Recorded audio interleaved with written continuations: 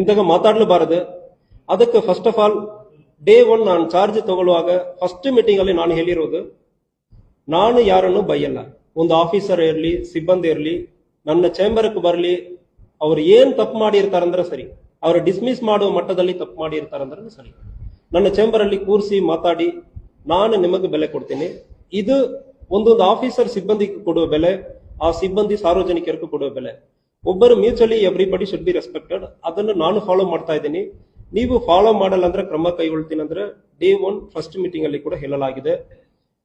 ನಮ್ಮ ಆಫೀಸರ್ಸ್ ಸಿಬ್ಬಂದಿಗಳನ್ನು ಬೈಯೋದು, ಕೂಗಾಡೋದು, ಇದಕ್ಕೂ ನಾನು ವಿರುದ್ಧ ಇದ್ದೀನಿ. ಅದೇ ರೀತಿಯಲ್ಲಿ ಯಾವುದೇ ಕಾರಣಕ್ಕೂ ಸಾರ್ವಜನಿಕರಿಗೆ ಯಾವುದೇ ರೀತಿಯಲ್ಲಿ ಅವಾಚ್ಯ ಶಬ್ದದಿಂದ ಮಾತಾಡ್ತಾರಂದ್ರೆ, ಯಾರು ಮಾತಾಡ್ತಾರೆ ಅಂದ್ರೆ ಮುಲಾಜಿಲ್ಲದೆ ಕಾನೂನು ರೀತಿಯಲ್ಲಿ ಕ್ರಮ ಕೈಗೊಳ್ತೀವಿ. ನಿನ್ನೆ ಇದೇ ರೀತಿಯಲ್ಲಿ ಗೋಕಾಕ್ ಟೌನ್ ಪೊಲೀಸ್ ಸ್ಟೇಷನ್ ವ್ಯಾಪ್ತಿಯಲ್ಲಿ ಗೋಕಾಕ್ ಟೌನ್ ಸಬ್ ಇನ್ಸ್ಪೆಕ್ಟರ್ ಅವರು ಅಸಭ್ಯ ವರ್ತನೆಯಿಂದ ಮಾತನಾಡಿರುವುದು ಕಂಡು ಬಂದಿರುತ್ತದೆ. ಸೊ ಅದು ಬಗ್ಗೆನೂ ಕೂಡ 100% action will be initiated. Report already ಬಂದಿದೆ, ನನ್ನ ಗಮನದಲ್ಲಿ ಇದೆ, ರಿಪೋರ್ಟ್ ಬಂದಿದೆ. ಬಟ್ ಇದರಲ್ಲಿ ಒಂದೇ ಒಂದು, ಹಿ ವಾಸ್ ಪ್ರೊವೋಕ್ಡ್. ಇದರಲ್ಲಿ ಮಾಡಿರುವ ಅಮಿತ್ ಸಿರ್ಡೋಣಿ ಸುಮಾರು 10 ದಿವಸದಿಂದ ಲಾಸ್ಟ್ 1 ತಿಂಗಳಿಂದ ಇವರನ್ನು ಫಾಲೋ ಮಾಡಿರೋದಾಗಿ ನಮಗ ಒಂದು ಗಮನದಲ್ಲಿ ಇದೆ. ಪೊಲೀಸ್ ಸ್ಟೇಷನ್ಗೆ ಮತ್ತೆ ಹೋಗುವುದು, ಇವರು ಒಂದು ಸುಳ್ಳು ಕೇಸನ್ನು ಕೊಟ್ಟಿರೋದು ನಮ್ಮ ಗಮನದಲ್ಲಿ ಇದೆ.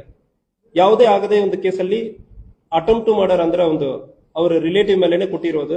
ಅದಕ್ಕೆ ಅಟೆಂಪ್ಟ್ ಟು ಮರ್ಡರ್ ಅಂದ್ರೆ ನಾವು ಮಾಡಲ್ಲ ಅಂದ್ರೆ ಸಬ್ ಇನ್ಸ್ಪೆಕ್ಟರ್ ಹೇಳಿರ್ತಾರೆ. ಅದನ್ನು ವಿಡಿಯೋ ಸ್ಟೇಟ್ಮೆಂಟ್ ಮಾಡಲಾಗಿದೆ. ಯಾರಿಗೂ ಗಾಯ ಆಗಿರಲ್ಲ, ಆದ್ರೆ ಕೂಡ ಅವರು ಕಂಪ್ಲೇಂಟ್ ಅಲ್ಲಿ ಅಟೆಂಪ್ಟ್ ಟು ಮರ್ಡರ್ ಅಂದ್ರೆ ಕೊಟ್ಟಿರ್ತಾರೆ. ಆ ಕೇಸಲ್ಲಿ ಎಲ್ಲರ ಮೇಲೂ ಚಾರ್ಜ್ ಶೀಟ್ ಮಾಡಬೇಕಂದ್ರೆ ಹೇಳಿ ಒಂದು ಒತ್ತಾಯ ಮಾಡಿರೋದು. ಅದರಲ್ಲಿ ಕೆಲವೊಬ್ಬರು ಆ ಸ್ಥಳದಲ್ಲಿ ಎಲ್ಲ ಅವ್ರ ಮೇಲ್ಗಡೆ ಕೇಸ್ ಕೊಟ್ಟಿರೋದು ಕಂಡು ಬಂದಿರ್ತದೆ. ಸೊ ಅದಕ್ಕಾಗಿ ಯಾವುದೇ ಕಾರಣಕ್ಕೆ ಅಸಭ್ಯ ವರ್ಗದಿಂದ ಮಾತನಾಡೋದನ್ನು ನಾವು ಜಸ್ಟಿಫೈ ಮಾಡೋದಕ್ಕಾಗಲ್ಲ. ಅವ್ರ ಮೇಲ್ಗಡೆ ಕಾನೂನು ರೀತಿಯಲ್ಲಿ ಕ್ರಮ ಕೈಗೊಳ್ತೀವಿ, ಇಲಾಖೆ ವಿಚಾರಣೆ ಮಾಡ್ತೀವಿ. ಈ ಇಲಾಖೆ ವಿಚಾರಣೆ, ಈ ಬ್ಲಾಕ್ ಮಾರ್ಕ್ ಅವ್ರ ಕರಿಯರ್ ಪೂರ್ತಿ ಇರುತ್ತದೆ. ಎರಡನೇದು ಗ್ರಾವಿಟಿ ಆಫ್ ಪನಿಷ್ಮೆಂಟ್. ಉದ್ದೇಶಪೂರ್ವವಾಗಿ ಮಾಡಿದಾರ ಇಲ್ಲ ಪ್ರೊವೋಕ್ ಮಾಡಿದಾರ, ಎರಡಕ್ಕೂ ವ್ಯತ್ಯಾಸ ಇರುತ್ತದೆ. ಗ್ರಾವಿಟಿಯಲ್ಲಿ ಡಿಫರೆನ್ಸ್ ಬರುತ್ತದೆ. ಬಟ್ ಆದರೆ ಇದು ಯಾವುದೇ ಕಾರಣಕ್ಕೂ ನಮ್ಮ ಜಿಲ್ಲೆಯಲ್ಲಿ ಸಾರ್ವಜನಿಕರ ಜೊತೆ ಇಂತಹ ಅಸಭ್ಯ ಅರ್ಥದಲ್ಲಿ ಮಾತನಾಡೋದಕ್ಕೆ ಯಾರಿಗೂ ಇಲ್ಲಿ ಅಧಿಕಾರ ಇಲ್ಲ. ನಾನು ಅಂತಾಗ ಮಾತನಾಡಲ್ಲ. ನಮ್ಮ ಸಿಬ್ಬಂದಿ ಇಲ್ಲ, officers within the department or with public ಯಾರ ಕಡೆನೂ ಮಾತಾಡೋದಕ್ಕೆ ಅವಕಾಶ ಇಲ್ಲ. ಆಲ್ರೆಡಿ ಹಾರಿಗೆರೆಯಲ್ಲಿ ಕೂಡ ಇದೇ ರೀತಿಯಲ್ಲಿ ಕ್ರಮ ಕೈಗೊಂಡಿದ್ದೀನಿ, ಮೊನ್ನೆ ಕ್ರಮ ಕೈಗೊಂಡಿದ್ದೇನೆ. ಅಲ್ಲಿಂದ ಇಬ್ಬರನ್ನ ಸಸ್ಪೆಂಡ್ ಮಾಡಿ ಟ್ರಾನ್ಸ್ಫರ್ ಮಾಡಲಾಗಿದೆ. ಈಗ ಗೋಕಾಕ್ ಅಲ್ಲಿ ಕೂಡ ಸಬ್ ಇನ್ಸ್ಪೆಕ್ಟರ್ ಕೂಡ ಇದೇ ರೀತಿಯಲ್ಲಿ ನಡ್ಕೊಂಡಿದ್ದಾರೆ. ಅವ್ರಿಗೂ ಅವಕಾಶ ಇಲ್ಲ ಅಂದ್ರೆ ಹೇಳ್ತಾ ಇದ್ದೀನಿ. ಮುಂದಿನ ದಿವಸದಲ್ಲಿ ಯಾವುದು ಇಂತಹ ಸಾರ್ವಜನಿಕರಿಗೆ ನಮಗ ತೊಂದರೆ ಆಗೋ ಸಂದರ್ಭದಲ್ಲಿ ನನ್ನ ಕಡೆ ಬರಬಾರದು. ಯಾವ ಸಾರ್ವಜನಿಕರನ್ನು ಅವಾಚ್ಯ ಶಬ್ದದಿಂದ ಮಾತನಾಡುವುದಕ್ಕೋ ಒಬ್ಬರನ್ನು ಇನ್ಸಲ್ಟ್ ಮಾಡುವುದಕ್ಕೋ ಯಾರಿಗೂ ಅವಕಾಶ ಇಲ್ಲ. But that doesn't mean that ನಾವು ಸುಮ್ಮನೆ ಇರ್ತೀವಿ ಅಂದ್ರೆ ಇಲ್ಲ.